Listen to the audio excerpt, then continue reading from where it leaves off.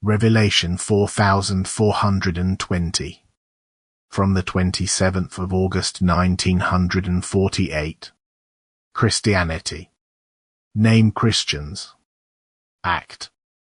Incarnation of God. Anyone who is not for me is against me, and anyone who only confesses me with his mouth and does not feel a sense of belonging to me in his heart is likewise not of my flock, whom I will fetch home into my kingdom on the last day. The name Christian is not enough to be a Christian, that is a confessor of me, but the thinking and acting, the inner desire to belong to me, is what makes a person my follower in the first place, and then it makes no difference what race, what nation and what denomination he belongs to.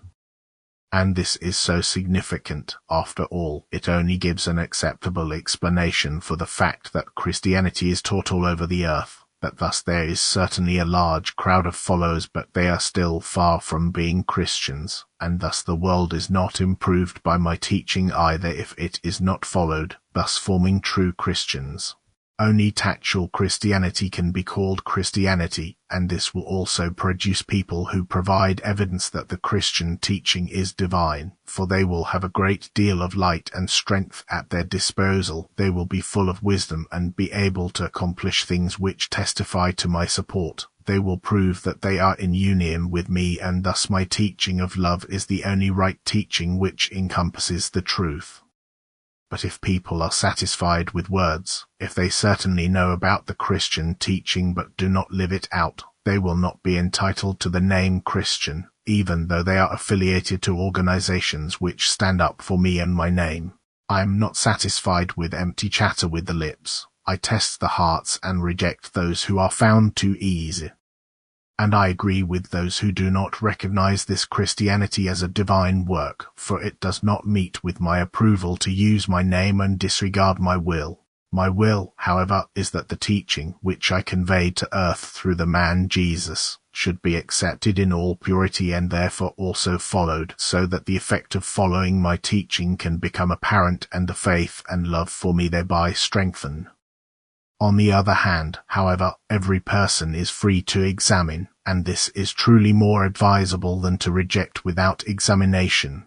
Anyone who therefore wants to reject me myself because he judges those who are not true followers of me but only name Christians is also to be condemned himself, for you should all examine and keep what is best. But a serious examination will also lead to the acceptance of my teaching of love. Then you will also live it out and experience its effect on yourselves. But if you reject my teaching, then you also reject me myself, and this will not bring you any blessing, for without me you cannot become blessed. I myself spoke through the man Jesus to all people on earth. It was I myself who died for you on the cross. I only chose a form through which I could make myself visible to you. Thus the man Jesus was only the mediator between me and you insofar as I could be visible through him if your existence was to be assured.